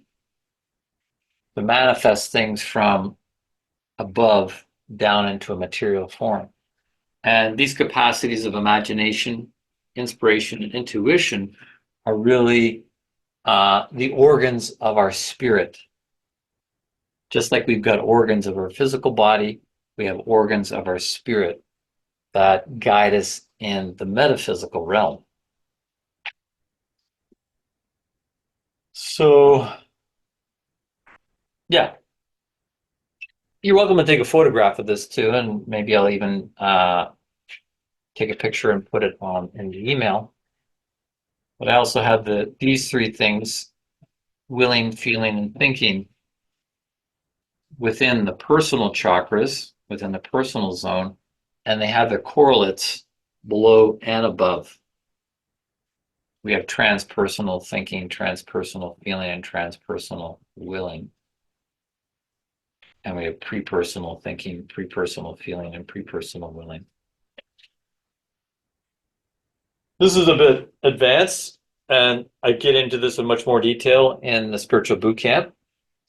And I'm going to be doing a wave 12 of the spiritual boot camp starting in the fall.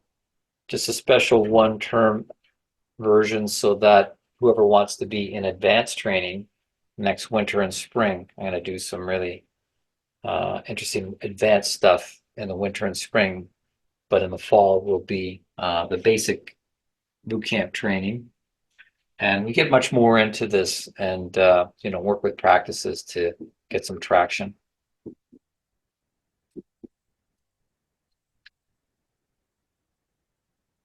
Yeah.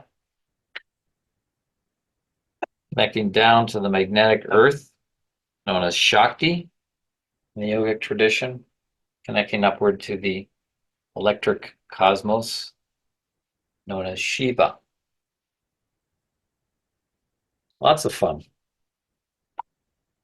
So we're going to pair up in a moment to do some dyading. But before we do that, because this past week it's been focusing on really this threshold here with the birth of the egoic self after these trimesters, you could say, building up the will, building up the feeling realm, building up the thinking as a container and capacities for the spiritual egoic self, the coup, to land. The ego has landed.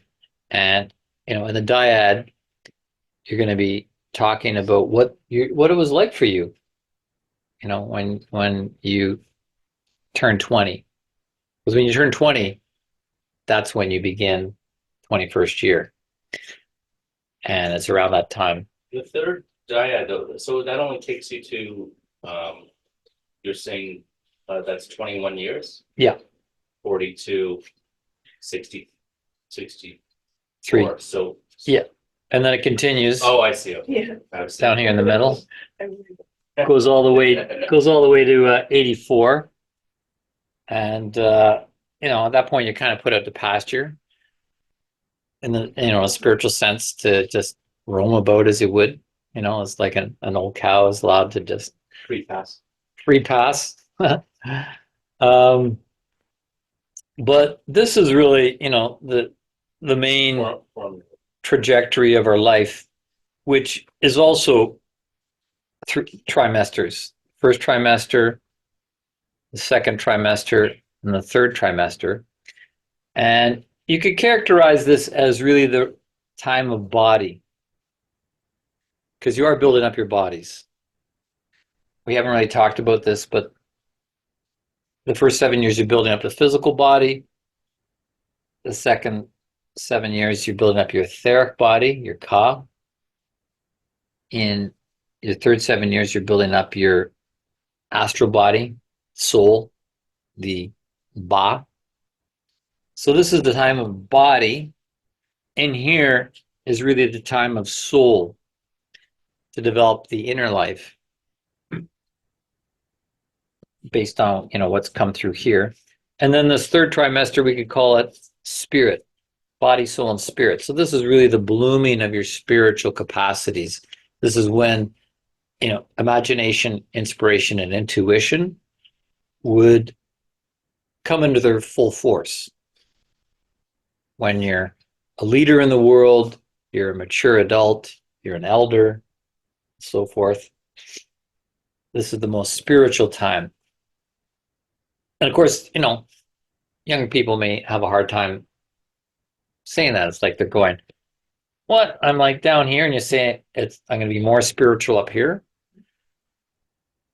It's hard to conceive of that, but it's true. And that's been my experience as well, that, things change in ways that you can't really imagine until you get there. Particularly if you've been guiding your own maturation and blossoming as a spiritual being, you'll find that things can look very different here than they do down here and how they do here. So, it's about being patient and realizing, as it says up here, our life is like a plant that goes through stages, and we have to live each stage to its full, because then that's going to support the subsequent phases to also be full on. Now, just looking ahead to this week in your home plate, we're going to focus on this part of the soul stage. It's the years between 21 and 28. And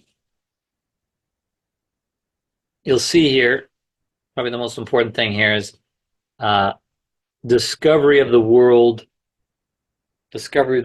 I experience. What was that like for you between 21 and 28? It's discovery of the world and I experience. He refers to that as, you'll see right there, the sentient soul stage, right? This is all the soul stage. This is the sentient soul stage. Next week, we'll look at this other soul stage, and then we'll get to this other soul stage. There's 3 soul stages that are really about the maturation of your inner life, your personal inner life. So that'll be the homework for this week, is really looking at this time. But today in our dyad, and also we notice how the sun really oversees this whole middle passage. This is why we're staying with the sun eurythmy gesture for this week is because the inner light, the inner sun, is really important to bring down and in to ourselves in this middle passage. The sun is so important to our physical lives. It's so important when we're down deepest. The inner light is so important when we're down deepest in matter, right? Notice how we're down the deepest into the world. Here, we're starting to ascend. We're starting to move towards death, move towards the threshold, the crossover back into the spiritual world. But right here, we're deepest down in the belly of the earth. And that's when we really need the light of Amen. Amen. Amen is the Egyptian god, the invisible aspect of light. Ra refers to the sun, the physical sun. Amen refers to the inner aspect of the sun.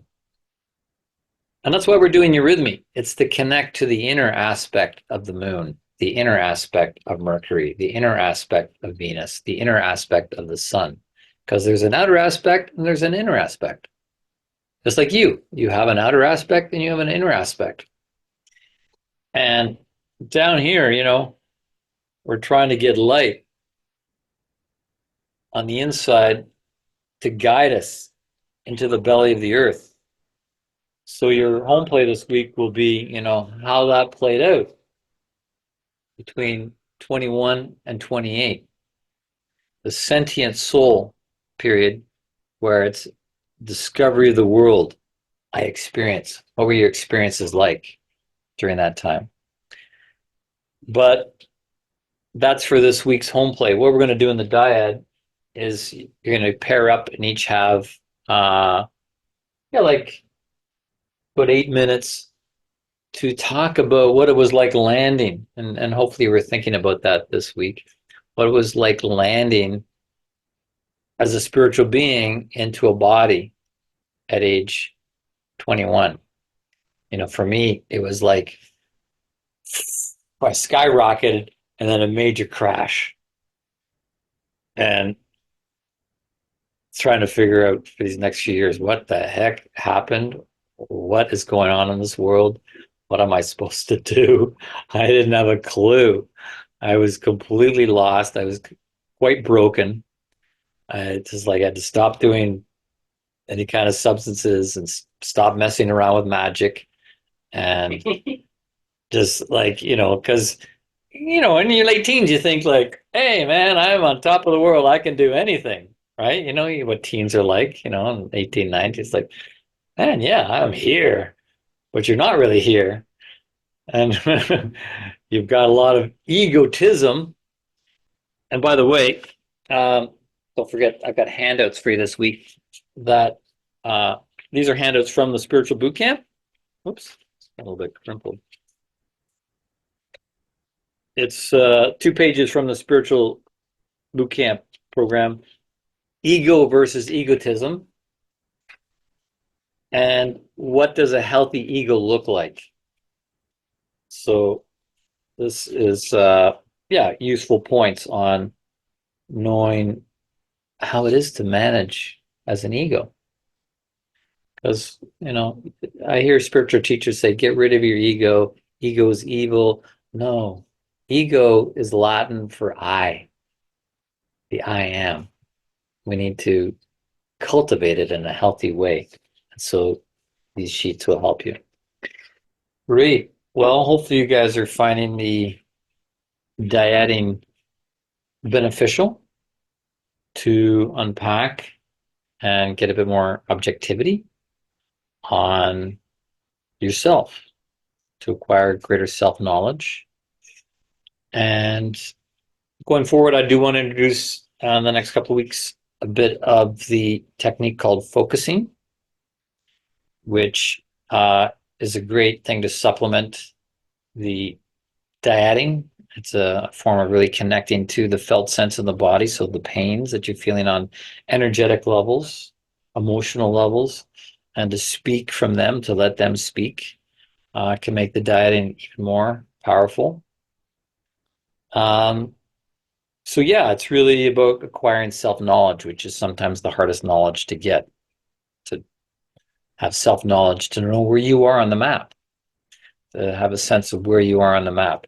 And hopefully working with this life map is also helping you get more objectivity about yourself, that you look at your life and you have the kind of experience that AT had with the flower. It's like, wow, I never looked that closely at the flower to see, count them, 9.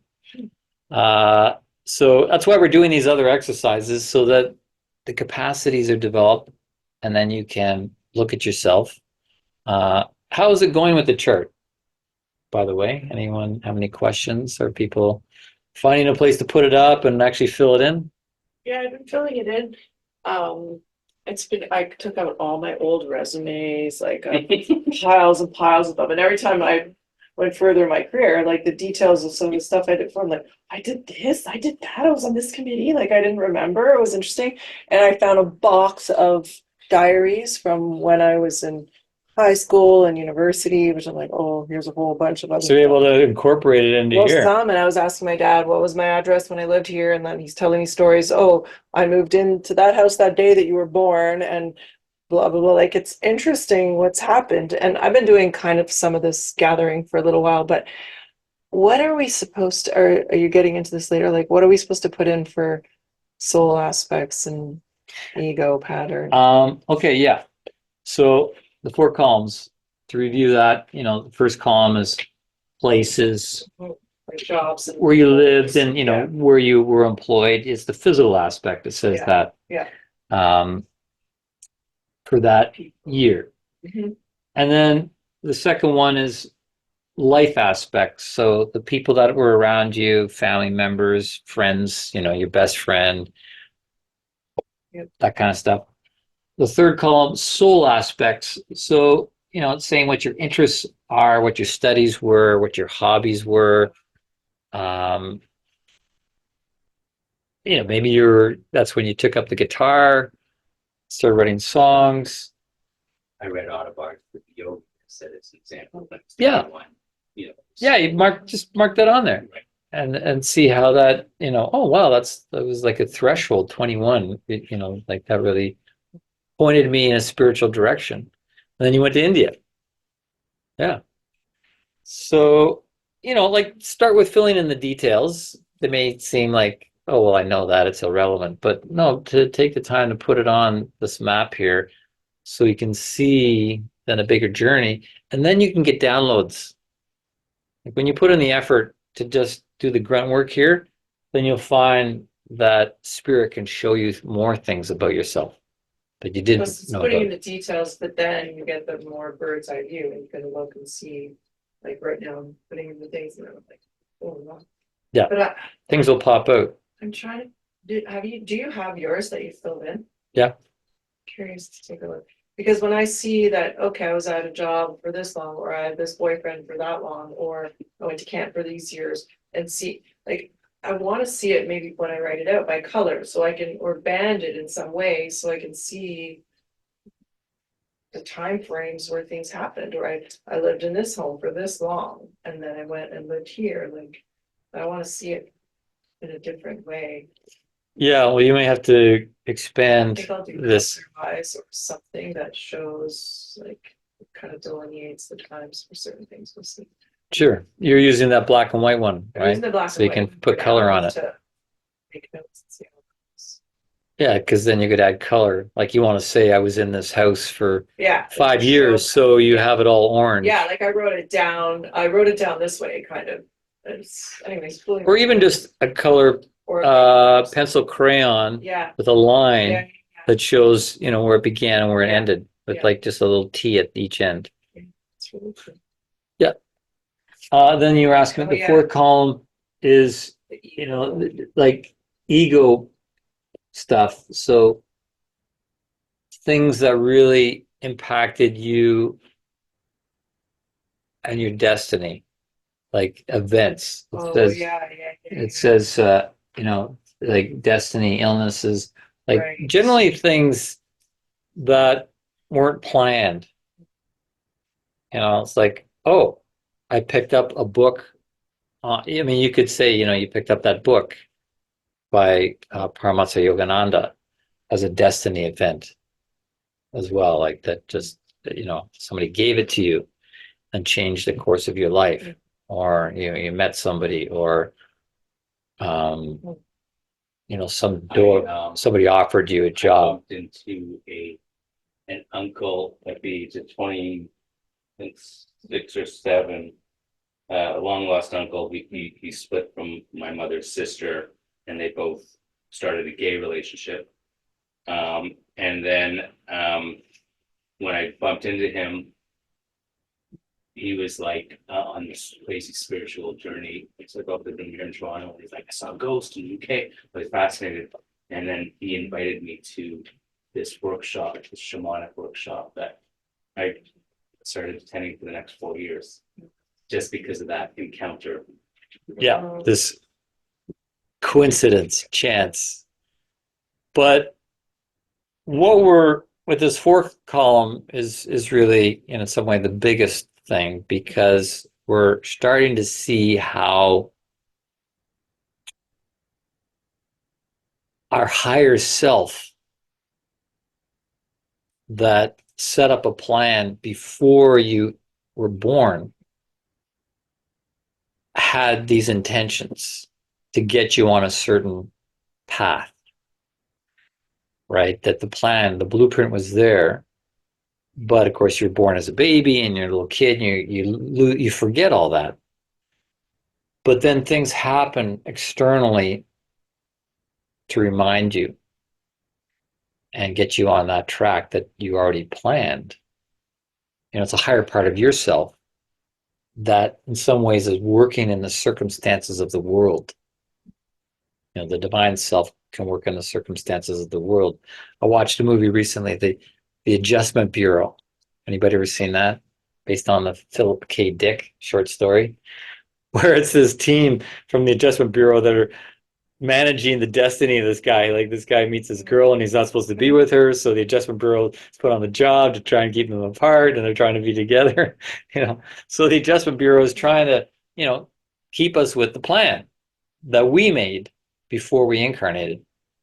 So this column really is like, oh, that happened because that was getting me to wake up and give me a choice, at least, to follow the plan or not. And maybe you didn't follow the plan, and then your spiritual GPS has to reroute you and try to get back on the track later on. And then you see how, this door closed. Why did that door close? Well, it was actually trying to get me back through this door, which I had said no to. And then your life gets all messed up because you're going through doors you shouldn't be going through, because we have freedom of will to say, yes or no to what we already set up. Well, I recently had a very big session with a master astrologer, and so she asked, before she met me, what's your, name, date, where you were born, and what time, and then give me 3 major things that happened in your life. And she adjusted my time from 1:42 a.m. to 1:34. And then she wasn't sure, she just wanted to make sure on a couple things, but it's because of that, it's already laid out for me, so she just wanted to see exactly. But it's higher self. Then she gave me printouts and all stuff that's so specifically me, and it's just, yeah, it was just very, oh yeah, very much so. But it was so interesting. Yeah, well, and that's a whole, that's why we're looking at the planets, because the planets held a certain constellation at that moment of birth. And that's, the plan is in the astrological constellation. So astrology is very real. So, all right. Well, we have to wind this down. Any last comments or questions before we bring? Yes. I'm away next week, so I'll see you all. Okay. Up and away. Up and away. Okay. Back. More sessions. So 7, 8, 9, 10, 4 more. So you basically know the home play. I told you, about the walking exercise, the thinking exercise, the eurythmy practices, contemplate the head, the threefoldness in the head, the threefoldness in the middle realm and the lower realm. Continue to do the rukshow, continue to work off the chart, take the handout tonight. It'll all be on the Google Doc. And we'll close with the verse. Who would like to read the verse tonight? Okay. And to deepen this reading of the verse, read it as if you're reading something about yourself at your own funeral. Okay. With that kind of somberness, deepness, and contemplativeness. But put it down for the moment because we are going to, first of all, do the gesture of the sun.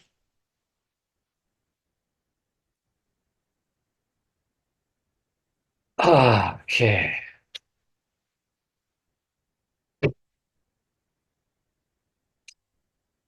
Aging, eurythmy gesture of the sun.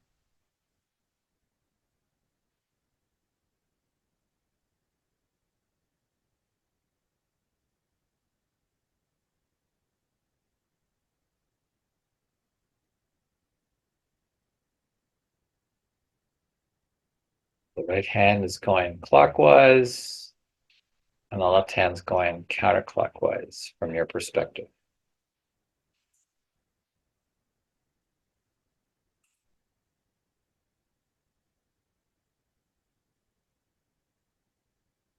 This is really what guides us through this middle passage. Soul, the opening up of our inner life, with the inner light.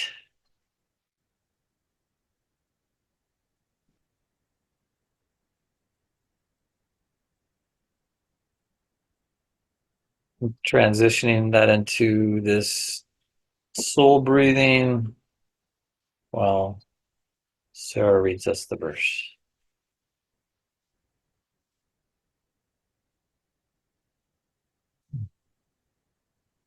The outer sphere of my aura condenses, surrounding me as an impenetrable shield and vessel, protecting me from all unwanted, unjust, and impure thoughts, feelings, and intentions, opening only to the wisdom of cosmic intelligence.